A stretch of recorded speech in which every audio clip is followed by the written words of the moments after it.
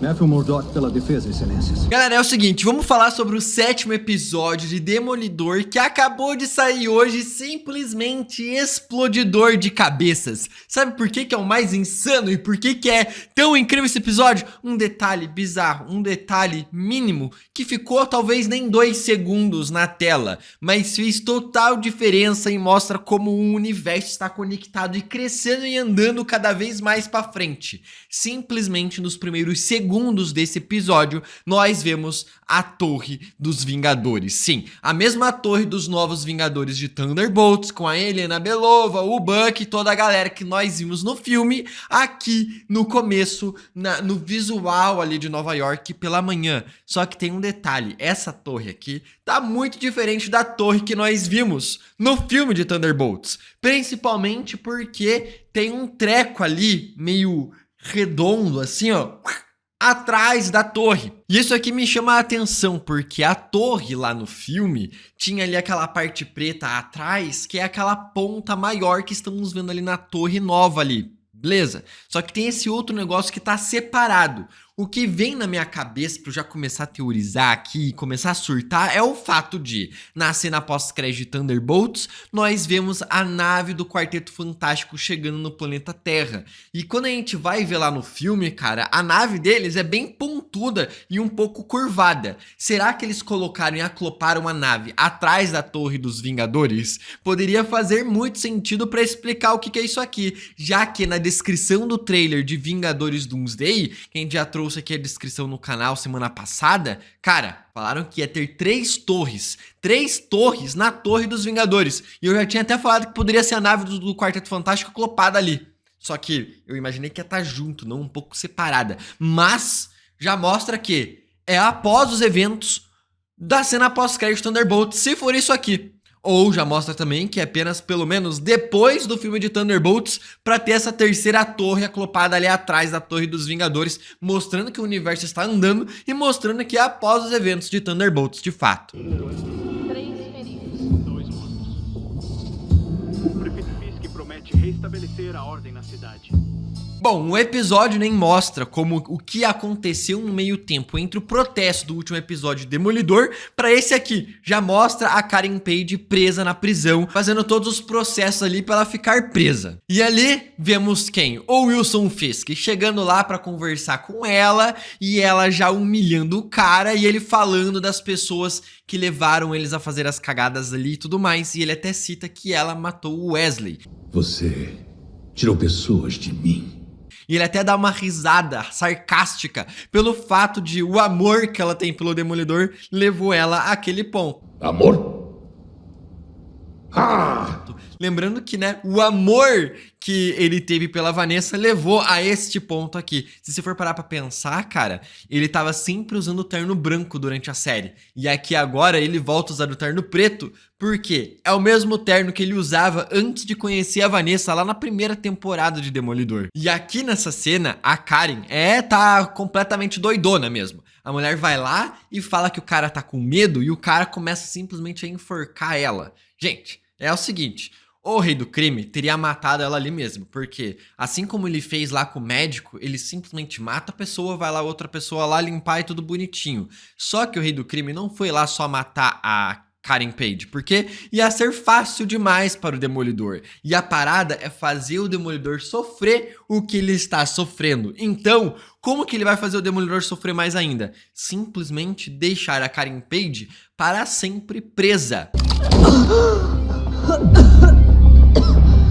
Você tem direito a um telefonema. Porque matar pro Demolidor ia ser fácil demais. Então, ele queria ir lá, prender a Karen Page, tudo certinho, pra irritar o lado advogado do Demolidor e depois matar a mulher na prisão. Ele queria fazer o Demolidor sofrer 2 vezes seguidas. Por isso que ele tava fazendo tudo certinho.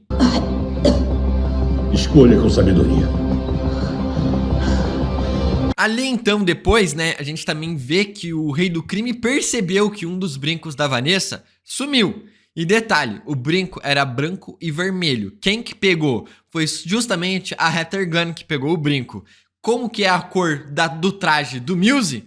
branco e vermelho, sugerindo mais ainda que a mulher tá começando a perder seus controles e aceitar ali a sede de sangue, que tá ali meio que sendo possuída pelo espírito demoníaco do cara, assim como a gente já teorizava desde os primeiros episódios que ela seria possuída ali pelo espírito do cara pra levar ela a assassinar todo mundo na cidade e fazer as mesmas atrocidades que o Muse fazia, adaptando a história dos quadrinhos. E ainda mais, né, os sets de gravação da terceira temporada confirmou que ela vai vir a se tornar um Muse de fato, gravando lá tudo bonitinho, igual a personificação nos quadrinhos. Devemos fazer isso em outra ocasião. Mal posso esperar. E outra coisa aqui, tá? Olha só como o ator do Luke Cage é gente boa pra caramba, ele deu uma de Tom Holland nível supremo. Eu ia teorizar aqui que o Homem-Aranha, por estar na prisão no trailer dele e tudo mais, ia na prisão com o Demolidor pra assaltar a Karen Page. Só que o ator do Luke Cage foi lá e postou uma foto com o ator do Demolidor, com ele com roupa de presidiário. Ou seja, sabemos que a série vai terminar com o Demolidor preso. Só não sabemos como. E eu fico imaginando que provavelmente não vai ser ele matando o Rei do Crime. Até porque já saiu fotos nos sets de gravação com o Rei do Crime também gravando a terceira temporada. Bom dia, flor do dia.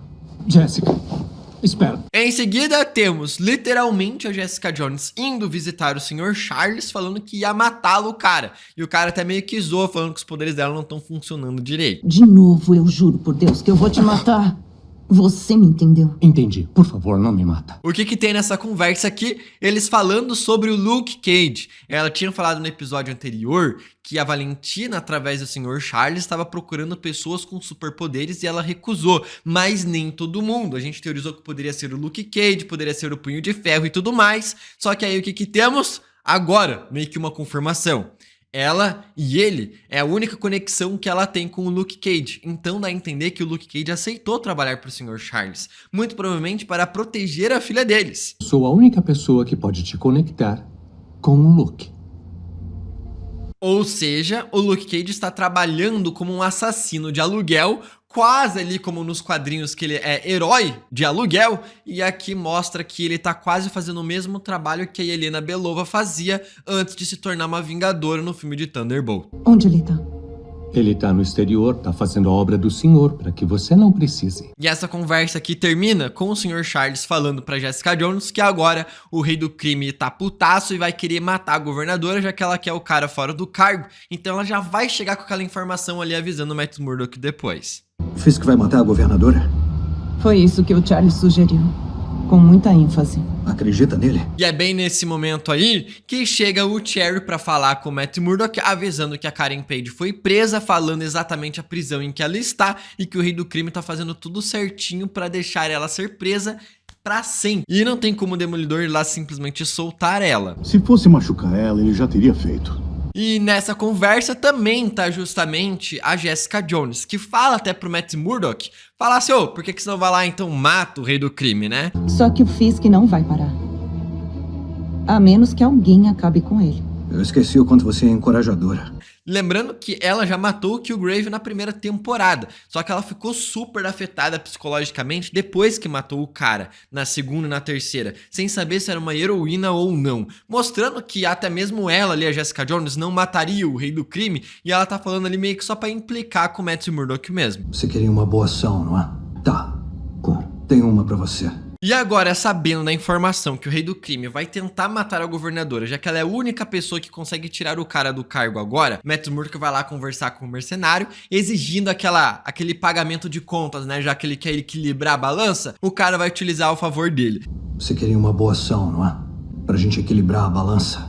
E é engraçado ver como sempre o mercenário está sempre obedecendo ordens de alguma pessoa. Ele precisa estar obedecendo alguém, recebendo ordens de alguém para ele estar bem psicologicamente, mentalmente. Ele precisa que alguém mande ele fazer as coisas. E ali não interessa as coisas que sejam, né? Então ele vai acertar essas ordens do Demolidor justamente ali para proteger a governadora. E ele fala que mesmo assim ele odeia o cara pela morte do Fogg, pela morte do padre que aconteceu na terceira temporada e também pela morte do Nadine, que era amigo do próprio Dex na terceira temporada de Demolidor também. Eu te odeio por causa do Fogg. Te odeio por causa do Padre Landon, pelo agente Nadine. E é legal que nessa conversa aqui o mercenário fala que ele não consegue fazer nenhuma promessa. E o Demolidor fala assim, eu sei disso. Dando a entender que ele estava escutando o batimento cardíaco do mercenário e estava sabendo que o cara estava falando a verdade. Você sabe que eu não posso te prometer nada, né?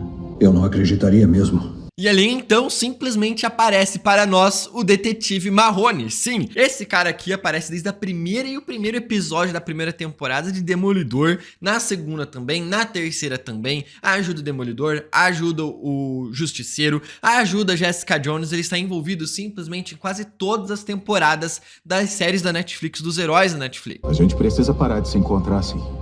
E é bem legal lembrar aqui que a Marvel está lembrando desses personagens que foram importantes ali, fizeram parte da história de toda a saga da Netflix e retornando agora. E aqui é a pegada do pulo, né? Matt Murdock consegue conversar com a Karen Page ali fora da prisão, vestido de Demolidor, e ele fala que ele vai conseguir enfrentar e quebrar uma barreira ali que vai pegar o Rei do Crime de surpresa. Por quê? É possível que a gente cruze limites pra detê-lo, só que não os que você imagina. Ele vai lá e se apresenta como um advogado. Só que a parada aqui é outra, tá ligado? Ele consegue ir lá porque o Rei do Crime, na sua arrogância, tinha mandado caçar o Matt Murdock por ser um herói. Encontrem o herói que me salvou a minha vida. Lembra? Porque Matt Murdock é um herói.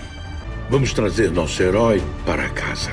E agora o cara pode chegar ali tranquilo, falando que ele tá lá e tudo mais, e o melhor, ele não é só um advogado ali ajudando a defender. Ele é literalmente o herói da cidade, que foi proclamado um herói, não um vigilante, mas um herói, pelo próprio prefeito da cidade. Então, é uma espada, uma facada ali no coração do Rei do Crime, que ele mesmo criou pra se ferrar agora nesse episódio, e Matt Murdock inteligente utiliza isso a favor dele. Matthew Murdock pela defesa, excelências. E em todo esse episódio aqui tem o plot do Daniel e da Bibi Urich. Se o cara quisesse ficar vivo, ele poderia simplesmente ter ficado vivo, era só fugir. Daí você vai falar assim, mas Gabriel, ele falou que ia matar a mãe dele. Mas ele também falou que, tipo, ele ia matar a Bibi Urich, ia matar ele e também ia matar a mãe dele. Ele vem atrás de mim, e depois de você, e da minha mãe, e de qualquer pessoa que eu amo. Então a mãe dele provavelmente vai morrer de qualquer forma, então por que não fugir? Foge com a mãe? Sei lá, pelo menos tá tentando dar uma chance pra fugir. Porque se o cara ia morrer de qualquer... mas se ele fugisse, ele ia ser morto também. Então a Bibi Urich fugindo também ia ser morta. Então ele só tá atrasando a morte da menina. Pera, o que você vai fazer? Eu vou fazer a coisa certa, me deixa. Ainda mais sabendo que na terceira temporada de Demolidor, tá vindo aí o Luke Cage, a Jessica Jones e o Punho de Ferro. E a Elektra. Então, como tá chegando um monte de personagem foda pra caramba na terceira temporada, tem que ir tirando esses personagens mais secundários. Faz sentido já matar o Daniel. Quanto tempo até você tá no chão, com uma arma apontada pra sua cabeça? Bom, a Kirsten começa lá a defender a Karen Page no julgamento, falando que os vigilantes são praticamente a única esperança de acerto de contas que a sociedade pode ter num sistema já completamente quebrado, dando a importância do porquê que essa galera importante tá existindo. Um vigilante é o último recurso para alcançar a justiça, que uma sociedade em ruínas não consegue mais oferecer. E chamando o Matt Murdock ali, né, com o Rei do Crime, vendo tudo na televisão, pelo jornal da Spectrum News, que já apareceu em milhares de produções do universo Marvel, desde WandaVision, Demolidor, primeira temporada, Homem-Aranha e um monte de produção do MCU. O Matt chega ali já humilhando o líder da Força Tarefa e o cara ainda mete uma pro Matt Murdock falando assim, a gente é como se fosse uma parada cardíaca, tudo por causa do que aconteceu lá no primeiro episódio com o Cherry, quase morrendo por parada cardíaca. Com todo o rigor da lei, nossa, parece sério. Como um ataque cardíaco. E ainda mais ali a Kirsten mostrando, né, como que os caras funcionam, falando assim, vocês estavam só indo checar se o cara tava bem e tudo mais, e no fim levaram 10 mil carros e um monte de arma pra ver se o cara tava bem. Com fuzis de assalto e veículos blindados para transporte de tropas. Eu não sei, parece muito equipamento pra um advogado cego. Ou seja, não tava indo ver se tava bem, né? E ainda depois o cara fala, com o carro de fuga. Mano... Se teve um carro de fuga e você chamou como um carro de fuga para um momento ali em que estava só vendo se o cara tava bem, o cara já pegou no pulo, mais uma vez aí. Me disseram que ela dirigiu o carro da fuga. O que mais o policial Powell disse pra você? E aí temos a parada do mercenário, né? A governadora já fazendo as ligações pra ferrar com o Rei do Crime pra tirar o cara do poder. O reinado do Fisk acabou. Mas temos que agir rápido. O Rei do Crime envia um cara lá pra matar ela. Eu achei que poderia ser o Buck, mas não era o Buck que tava matando o Daniel. E ali aparece simplesmente um mercenário do outro corredor, lateral. O cara tava aqui, corredor, e entrou ali pra dentro, matou o cara lá. Fez um L a adaga do cara. 3 adagas, e o lustre fica balançando depois, dando a entender que o cara ricocheteou a adaga no lustre pra matar o maluco. E certeza que o mercenário esperou um pouquinho pra mulher quase morrer, só pra dar aquela sensação, salvou minha vida. Porque o cara é farmador de aura, como que ele ia farmar aura sem deixar a mulher quase morrendo, né? E eu fico aqui pensando, esse mercenário aqui tá tão foda nessa temporada que seria um desperdício simplesmente cagarem e andarem pra esse personagem depois. Ele tem que voltar na terceira, precisam valorizar o mercenário. E aí termina, né, o episódio praticamente com a Karen Page lá na prisão, recebendo a visita da Heather Glenn, só pra ferrar com ela igual ferrou lá com o espadachim no começo da temporada. E ali ela começa a zoar com a Karen começa a zoar com ela, uma humilhar a outra e tudo mais. E a Heather Glenn começa simplesmente a perder o controle, falando que ela matou. Se sentiu poderosa ao assassinar James Wesley? E depois a mulher fala do irmão dela, pra deixar a Karen, tipo, realmente brava mesmo, porque ela não matou o irmão dela. Que tipo de pessoa mata o próprio irmão? Teve um acidente da qual ela se sente culpada, mas ela não foi responsável pela morte do irmão. Cuidado!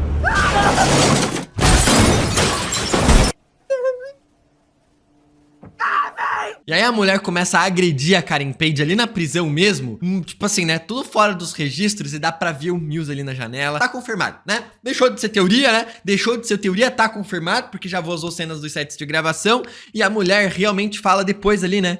Ó, eu vou vir depois aqui. Tipo, a gente vai acertar essa conta. Então eu já fico imaginando, ela vai tentar caçar a Karen Page na terceira temporada. Vai arrumar briga com o Demolidor de graça. Devemos fazer isso em outra ocasião. Mal posso esperar.